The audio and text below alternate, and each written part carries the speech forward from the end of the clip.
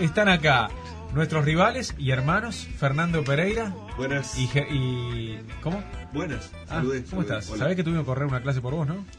Y ¿Vos sabés que hiciste a un diputado de la República Oriental del Uruguay cambiar su agenda porque vos te tomaste un día de estos 100 días que te tomás por año de vacaciones? Bueno, si justo tocaba. Germán, ¿cómo te va? ¿Cómo estás? Bien, querido. ¿Nervioso por el clásico, Germán? Nunca me pone nervioso el clásico. ¿Qué no te va a poner? Hasta una hora antes. Ahí sí te pones Ahí como sí, loco. Te Muy pones bien. como loco. Bueno, Germán Osorio y Pelu Pereira, nuestros rivales, y el profesor, el diputado Fernando Amado, que ya está con nosotros. ¿Cómo andan? ¿Cómo anda? Última clase, ¿no? Última clase. ¿Qué te ha dicho la... vale. Hola, bienvenidos a Encuestas al Pedo en el mundo de la tele. Estoy en una tarde preciosa, como podrán ver, para descubrir el verdadero sentir del pueblo, lo que dice la calle. Y el saber del caminante. El disparador hoy es sencillo. ¿Qué es un masón? Síganme, lo vamos a descifrar. Hola, ¿qué es un masón? No sabe, no contesta. ¿Una cantidad de cartas muy grande de truco junta? ¿Vázquez? ¿Sale esa chapa? ¿No? ¿Un pitillo? ¿No? ¿Esa pitada? ¿No? ¿Una hojilla? ¿Una lambida? A mí me da como varios tipos con capucha hablando en raro, amarrándose de las manos en un círculo con una estrella adentro invertida, ¿puede ser? Un saludo para Jolly. Ah, sí, claro, ese es Perry, ¿no? El del perro, Perry Masón, claro. ¿Una masa grande? Entrega al masón, entrega al masón, entrega al masón, entrega de una vez. Sí, está clarísimo. Cuando queramos saber algo, no le preguntemos a la calle.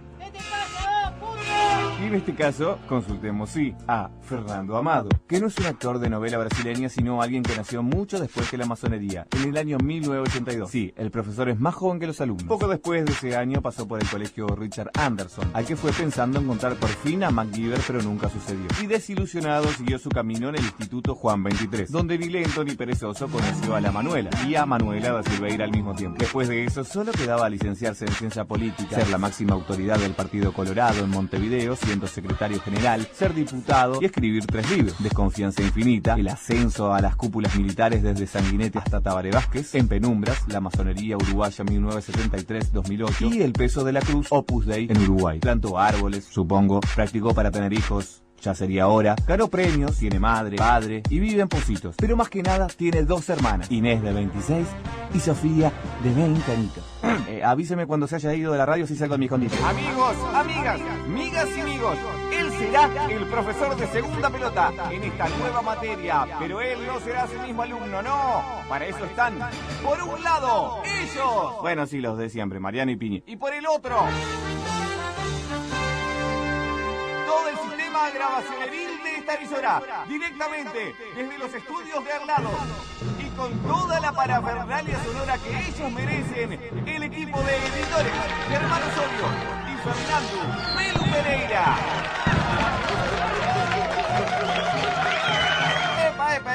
Epa. Yo no dije con tanto ímpetu, ¿De dónde salió todo ese despliegue de fanfarria y todo esos ruidos? No, bajen un poco que todo el mundo sabe que lo editan ustedes. Humildad vos, humildad. Profesor Fernando Amado, materia masonería, clase número 3.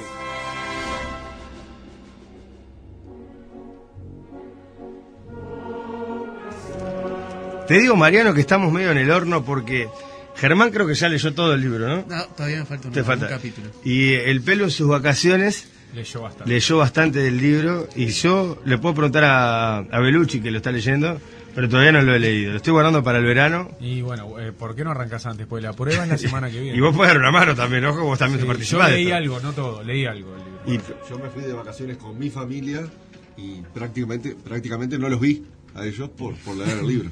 para ganar esta prueba. Claro que sí. Bueno, diputado, ¿cómo anda? ¿Todo bien? Están en el horno. Estamos Están en el el horno. recontra horno, me parece, sí. Mariano Bueno, la pilotea un poco. La pilotea ahí. Pero hay que vos me parece que conocés este mundo desde adentro. Tiene oficio, Mariano con oficio. Conozco a masones, nada más.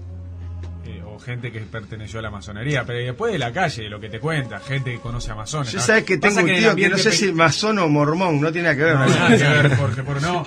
¿Sabes lo que pasa también? En el ambiente periodístico te enterás que mucha gente es de la masonería y te llegan cosas. Porque creo que el padre de él era masón. Debe ser, es masón, el padre de mi tío, un hermano de mi abuela. Ah, entonces está. Y debe ser masón. Qué raro no me hayan llamado. Miren, ¿por qué todavía. pusiste el tema de los mormones? No entiendo. Porque no me acuerdo que una vez me comentó, pero no me acuerdo si me dijo mormón ¿Vos o sabés si masón. tenés un tío que era o masón o mormón? Una de las dos. Pero en la plaza que está ahí, frente de la playa Positos, en Boulevard España, que es como un círculo así. Sí.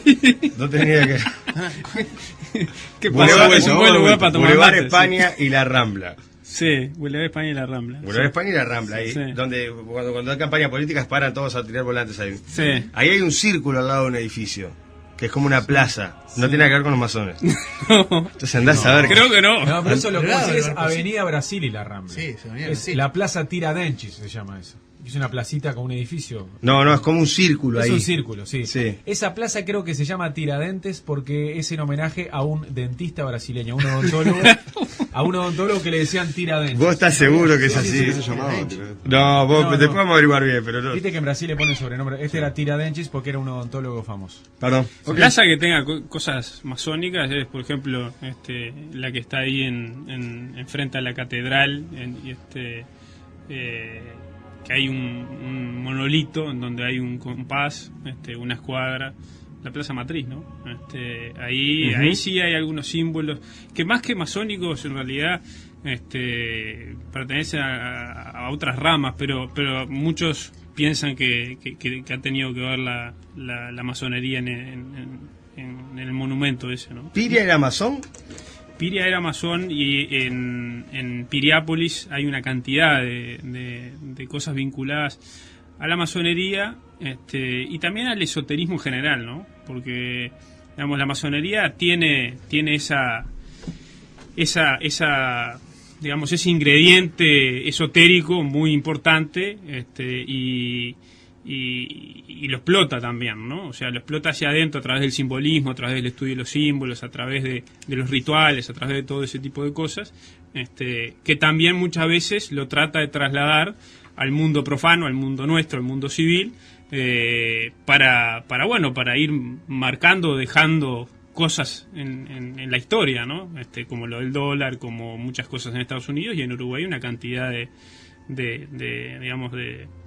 cosas que aparecen en Montevideo, en la arquitectura vieja de casas de Montevideo, que tienen, digamos, cosas simbólicas típicas de la masonería, las 33 palmeras que hay en la Plaza Independencia, una cantidad de cosas. La ciudad vieja, sobre todo, hay mucha influencia en lo que tiene que ver con lo edilicio, ¿no? En cuanto a simbolismo masónico. Germán. Así como se dice que en la fundación de Estados Unidos hubo una gran influencia masónica por Washington, acá por lo de la Plaza Matriz, ¿hubo algo similar o...? Acá hubo una gran influencia desde... Qué buena pregunta, desde compañero. antes. Sí. Lo que pasa es que estudian, ¿no? Tiene idea de lo que están hablando. No, y demuestran más interés también, ¿no? No, yo te conté la anécdota de Digo mi yo. tío, que al final no sé si era masón, no sé qué era mi tío, tendré que averiguar Entre después. mormón y masón está bravo, ¿no? Pero perdón, ¿te acordás que yo también te hablé de un tío que saltó? Parece que hay un Pereira. Leí en el libro que hay un Pereira que era Amadeo medio Pereira. grado, sí. Amadeo Pereira. Pero ¿sabes cuántos Pereira hay en Uruguay? Ah, aparte el detalle que es con la otra ahí también me marcó que seguro no era mi tío eso, pero está, no importa. Siga. No, en la fundación sin duda que tuvo mucho que ver la masonería, como también lo dijimos en alguna otra clase, que todos los libertadores de América, excepto Artigas, fueron masones. O sea, era un empuje bastante general que había en el continente y que tenía, digamos, a próceres, a personas de la actividad pública de los distintos países, tratando de instaurar democracias representativas. Y en ese sentido, la fundación nuestra tiene que ver. Incluso los veteranos masones recuerdan que hubo alguna en la fundación, y en algunos libros también de historia masónica está, que hubo alguna procesión masónica, incluso pública, en las inmediaciones de la Ciudad Vieja. ¿Y cómo ¿De qué época? ¿Cómo arranca acá? O sea, ¿cuándo arranca acá para por los libertadores de América? Que coincidan todos, porque ahora de repente yo que sé, uno dice la comunicación es mucho más fluida, uno sabe lo que pasa en otros países. ¿Cómo se da que todos los libertadores, cómo es que arranca, cómo llegan a... Desde Argentina viene, ¿no? Mira, en realidad el tema, Argentina nace, la masonería argentina nace... ¿Dónde nace la masonería a nivel mundial, digamos? Bueno, ese es un debate que ni los masones tienen resuelto. Ajá, porque se rastrean los orígenes de la masonería hasta el Egipto, ¿no? Hasta la época, por eso, hasta épocas inmemorables. Entonces, lo que sí hay pruebas, digamos, hay contundente información acerca de cuándo nace la masonería como la conocemos nosotros. O sea, la masonería desde el punto de vista operativo, la masonería desde el punto de vista de institución que recoge una cantidad de enseñanzas de lo que eran los albañiles del pasado, que eran los que trabajaban y levantaban los templos, y empieza a ser una institución de hombres que se dedican a trabajar su personalidad, a trabajar sus cualidades a través de rituales y a través del simbolismo. En Uruguay, evidentemente, no hay solo una masonería, eso es importante, y puede ser una buena pregunta de examen. No hay solo una masonería, hay más de una masonería. Es cierto que entre las masonerías, yo nombro 4 en el libro: la Gran Logia de la Masonería del Uruguay, que es la que queda atrás de la Asociación Española, que queda en la calle Casinoni, que esa es, digamos, la más antigua que hay en Uruguay. Ellos dirían, somos la verdadera masonería, o la oficial. Tiene más de 150 años en el país, y tiene logias, o sea, tiene templos en todos los departamentos del interior. Después tenemos el Gran Oriente del Uruguay. Perdón, porque ahora que decís lo del interior, ¿muchos intendentes del interior fueron masones? No tenés ni idea. No hice un relevamiento de eso, ¿no? ¿Por qué? Pero... No, porque también es como una especie de... Se sigue proyectando el poder para el interior también. Si vos decís acá, bueno, gente de poder, siempre gente de poder ha sido de la masonería, eso. Y en el interior, cómo funciona con los templos, probablemente también fueran... Hay algo de injusto en esa apreciación, en cuanto a que no siempre solo gente de poder es perteneciente a la masonería. Hay una cantidad de masones ilustres desconocidos, claro, y que van a trabajar porque sienten que es un lugar en donde trabajan, digamos, su templanza, sus defectos. Es un lugar en donde se sienten, cómodos, en donde trabajan su parte espiritual, ¿no? Es cierto que también la masonería muchas veces, o la masonería sale muy fortalecida a nivel público porque se sabe de que algunos tipos muy importantes integran la masonería. Entonces, si vos conectás esas dos cosas, decís, en realidad la masonería es un centro de poder. Es un centro de poder, pero sería injusto decir de que todos son poderosos. No, hay una cantidad de masones. Porque los poderosos son todos masones. Fernando, a propósito, para cerrar el tema de la placita, a propósito de la plaza Tiradentes de Avenida Brasil y la Rambla, Tiradentes era un odontólogo brasileño, efectivamente, y aparte de ser odontólogo brasileño, Tiradentes fue uno de los libertadores de Brasil. Dicen acá en varios países. Así que capaz que era masón, y capaz que a vos lo que te contaron de la redondez de la plaza tiene algo que ver con la masonería. Perdón, pero Tiradentes sería el apodo. Claro, es lo que dije yo al principio. En oriental, ¿cómo no, claro, yo comenté que le ponía el apodo porque era odontólogo, porque era dentista, y en Brasil le ponen apodo a todo el mundo. Manejando el tema de los lentes antes de la operación de cataratas y posteriormente a la operación cuando... Quedó colgado lo de las distintas masonerías. 4 masonerías. La ideología es la misma.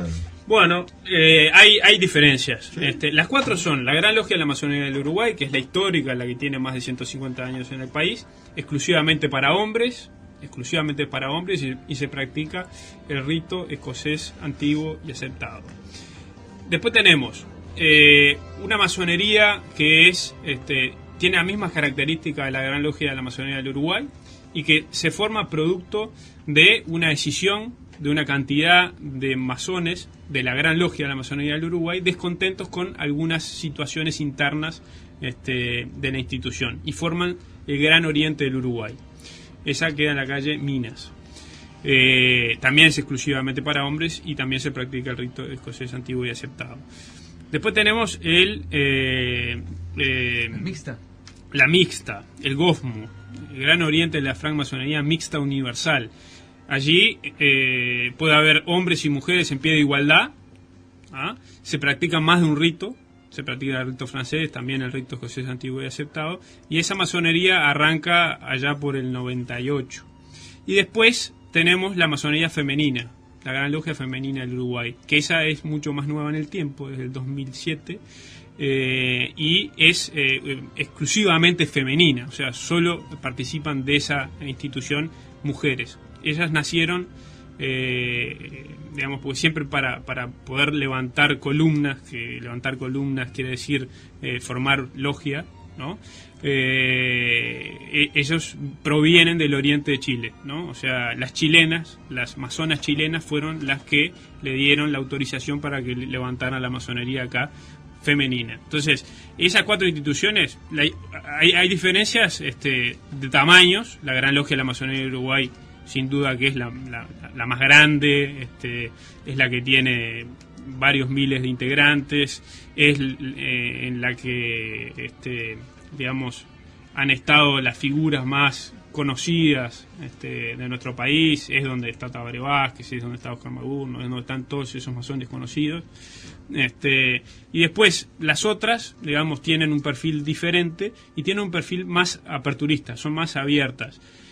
La Gran Logia de la Masonería del Uruguay, es decir, la vieja, digamos, en general siempre ataca a las nuevas por ese exhibicionismo, diciendo que en definitiva, en realidad, rompieron los códigos. Rompen, sí, códigos, y en realidad están más para propagandearse que para hacer trabajo masónico, ¿no? ¿Futbolistas conocidos masones? ¿Alguno hay? No, en el fútbol poco. Pero bueno, recién nombrabas a Magurno como dirigente. Pero sí, no, futbolista no conozco. Técnicos tampoco, gente... Casal, por ejemplo, no. No. Técnicos no conozco. Por lo que hemos conversado acá, mucho masón en la política. Sí, en la política hay sí. Mucho masón en las Fuerzas Armadas, muchísimo. Mucho masón en las Fuerzas Armadas. Bastante. Y bastantes médicos, dijiste en algún momento, ¿no? O que había una rama que era de... Hay muchos fiscales, y jueces y fiscales. Eso se ha dado a través del tiempo. Y eso, de alguna manera, está arreglado, porque es medio peligroso también eso, ¿no? ¿O no? Sí, yo comparto que es peligroso en cuanto... Digo, en realidad uno no puede decir nada, porque uno debe creer en que porque sean masones tampoco le van a hacer un favor al otro. Sí. Pero hay cosas que sin duda en el país, y en la historia del país se han solucionado, quizás no en los ámbitos en donde se tienen que solucionar desde el punto de vista institucional, y se han solucionado a través de la masonería, por ejemplo. Bueno, ha habido especulaciones sobre una cantidad de casos. Uno no puede atribuir que sea cierto, pero se ha hablado de una cantidad de casos. En el caso de las violaciones de derechos humanos se ha hablado de injerencia de la masonería en muchos casos, a los efectos de desarticular situaciones. ¿Y la dictadura mismo? Se le atribuyeron, o sea, la solución, la atribuyeron a que se pactó todo. En la dictadura mismo, digamos, la masonería tuvo una influencia importante en la salida. ¿Alguna influencia en el pacto del Club Naval, decís? En el pacto Club Naval, sin duda, porque lo dice incluso el que era venerable gran maestro en aquel entonces, Carlos Bolaña, señala de que tuvo una influencia muy importante, sobre todo en los militares que fueron a negociar en el pacto Club Naval. Capaz que por eso Sanguinetti tiene fama de masón, ¿verdad? No, Sanguinetti yo creo que tiene fama de masón porque... O él estaba ahí del lado de los políticos, ¿no? No, porque tiene un combo, o sea, se juntan una cantidad de cosas en la figura de Sanguinetti que en el imaginario así popular calza justo con el ser masón. Es colorado, es ballista. Eso ya, en definitiva...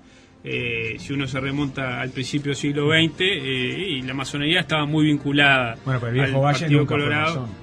No, pero estuvo siempre rodeado de masones. Ni los valles que vinieron después fueron masones. No, pero siempre estuvieron rodeados de masones. ¿Ah, sí? Todos, sí. hasta Jorge Luis y José Valle Ordóñez. Siempre estuvieron rodeados de masones. Y vos decías que Sanguinetti tiene varias características. Una que es colorada, ballista, colorado ballista. Después, su pensamiento filosófico muy claro en cuanto a, yo no diría antirreligioso, pero sí muy laico, ¿no? Una defensa importante siempre de la laicidad como un principio fundamental de un Estado, ¿no? Cosa que la masonería es una de sus banderas, enfrentada a la Iglesia Católica siempre, ¿no? ¿Ustedes se acuerdan que Sanguinetti quería retirar la cruz que se puso acá cuando vino el Papa en 3 cruces, que se puso la cruz y quedó? No, quería dejarla. Para mí que Sanguinetti la quería dejar. Fue lo que promovió el... Fue el que propuso dejarla, creo. Falta lectura. Mire, hay una anécdota muy interesante en este caso, que yo la cuento, pero la cuento en el otro libro, en el del Opus Dei, porque en el del Opus Dei está el tema de la cruz en un momento del libro. Ya lo voy a empezar a leer también ese. Él hizo fuerza para dejarla la cruz entonces. Él quería que quedara la cruz, pero en realidad muchos le atribuyen una picardía muy importante a Sanguinetti, en cuanto a que ustedes se acuerdan de que la cruz se puso en ocasión de la venida de Juan Pablo II, sí, ¿no? Sí, que entonces hizo ahí aparte, exactamente, que hizo el acto, que hizo la misa, digamos, y todo eso. Cuando se estaba yendo el Papa, ¿no? Sanguinetti, como jefe de Estado, acompaña a Juan Pablo II al aeropuerto internacional de Carrasco. Allí, según lo que se comenta y según lo comentan varios de los que estuvieron en la comitiva especial para traer el Papa, que era todo un tema, y había integrantes del Opus Dei en eso, estaba Wilson también en el aeropuerto. Y Wilson había comentado informalmente a los periodistas que estaban ahí de que él iba a proponer ahora dejar la cruz. Sanguinetti se entera de eso. Entonces, apenas despega el avión, cuando vienen y le meten el chupete para que diga algunas palabras sobre la estadía de Juan Pablo II, Sanguinetti, de las primeras cosas que dice es, y yo creo que en un acto lo agarroñó a Wilson. Un acto laico, sin duda, esa cruz tiene que quedar porque es un monumento a la tolerancia, un monumento. Entonces, dicen que habría agarroñado a Wilson. Lo cierto es que después, dentro del Partido Colorado, él tuvo muchas agarradas defendiendo que se quedara la cruz, porque hubo sectores radicales del Partido Colorado en ese sentido filosófico y sectores de la masonería que incluso hasta planearon en algún momento algún atentado a la cruz. ¿Del lado de la masonería o del lado de la parte radical del Partido Colorado? Se juntaban ambas. Cuando hablas de la parte radical del Partido Colorado, ¿qué decís? No quiero nombres, pero digo que la extrema derecha... radical en el sentido de la defensa de la laicidad y de un sentido a veces hasta anticlerical, antirreligioso, ¿no? Anticatólico. Vos decís que de tirar la cruz abajo. Hubo de sectores más, digamos, juveniles y reaccionarios de la masonería en aquel entonces. Yo recuerdo que cuando estaba investigando para este libro me contaron alguna anécdota en cuanto a que como que tuvieron que parar a los muchachos, pues los muchachos estaban bastante zafados, ¿no? Después esto fue todo... ¿Pero y la masonería permitiría una acción así? No, por eso no pasó. Pero eso te digo, pero ¿no va también en contra Estoy de acuerdo. ¿El pensamiento de los masones? Bueno, o puede ser que en alguna circunstancia límite la masonería sí puede actuar a ese extremo. No, violentamente no. Lo que sí, muchos masones creen que no está bien que esté esa cruz ahí igual. Yo creo que es recontra discutible, ¿no? A mí no me molesta. Yo no soy católico y no soy masón y no me molesta. Lo que pasa es que ellos alegan de que si hay una cruz de esas dimensiones tendría que haber también un monumento al judaísmo de esas dimensiones, y si mañana un afromumbandista quiere poner un monumento de esas dimensiones también tiene el mismo derecho. Entonces, empieza el tema de hasta dónde, cuál es el límite. A mí no me molesta, en aquel momento molestó a muchos integrantes de la masonería y a muchos me consta que les sigue molestando que esté ahí. Fernando, ¿qué grado de racismo tiene la masonería? Por ejemplo, ¿hay judíos masones? Muchos. ¿Negros? No se olviden de que la masonería tiene orígenes muy profundos con el judaísmo. Y en nuestro país, yo les contaba la otra vuelta, claramente no estábamos prestando atención, que la Beneverit, además vos eras el que hablaba. Funciona como la masonería, como un Rotary Club. Y hay muchos integrantes de la Beneverit que son masones también. Y muchos integrantes digamos, de la colectividad judía que integran la masonería. ¿Y hay negros masones? Bueno, fue una pregunta que yo hice mientras investigaba y la verdad es que no hay. Ellos igual que no se ha dado, es un tema que no se ha dado. Pequeño porcentaje uruguayos que son de raza negra, te dicen. Sí, no, que no se ha dado, que no se cuadró, digamos, la situación, pero sí me consta que hay judíos ni que hablar, católicos también, y que hay también de diferentes clases sociales, más allá de que uno tiene que tener determinado nivel cultural o estar cerca de determinados círculos para poder ser invitado a la masonería, porque uno no es que toca la puerta y entra para adentro. Claro. Y económico también por la paga mensual. Y después hay que pagar mensualmente. Creo que el Pelu, sabes que con estas clases se quiso meter en la historia tanto que ya se hizo masón esta semana. ¿Sabes que el Pelu estoy pensando? Entraste a la masonería. Te voy a decir una cosa. Si recibo una invitación.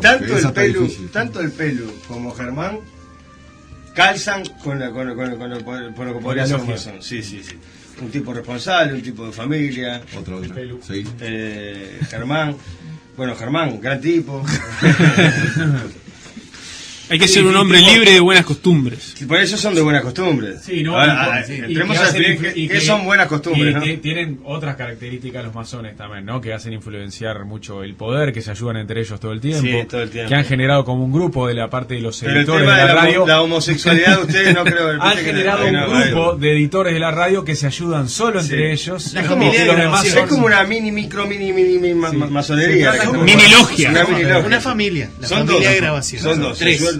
Diego Ríos. Dieguito Ríos. ¿No viste que se dicen hermanos cuando caminan acá por los corredores de la radio? ¿Y hacen fiestas y eso? Diego dejó de ser... Sí, cómo no. Sí. Diego dejó de ser profano hace poco, ¿no? Sí.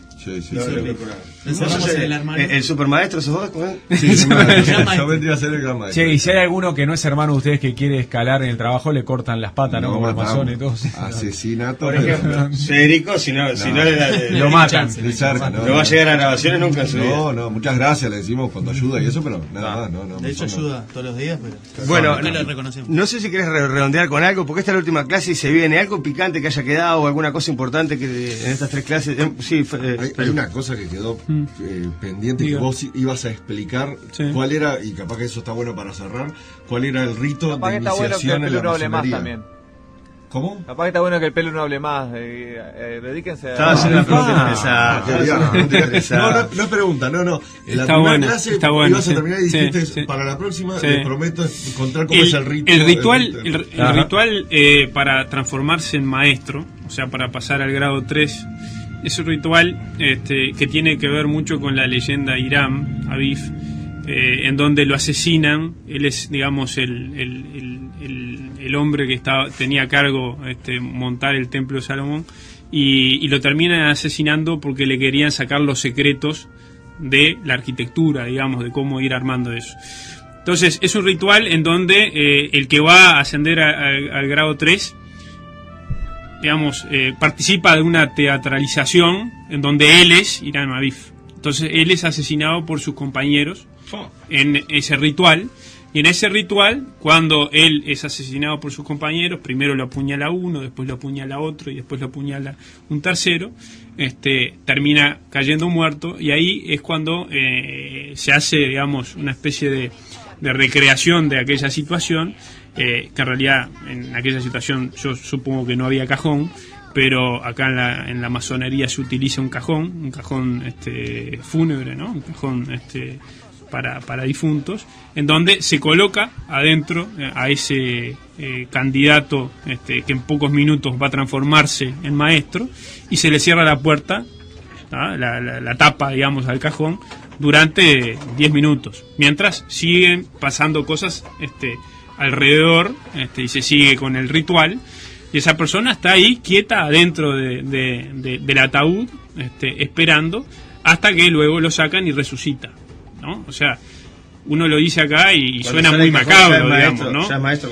cuando sale ya como maestro, o sea, lo que es la interpretación de la resucitación de Hiram Abif.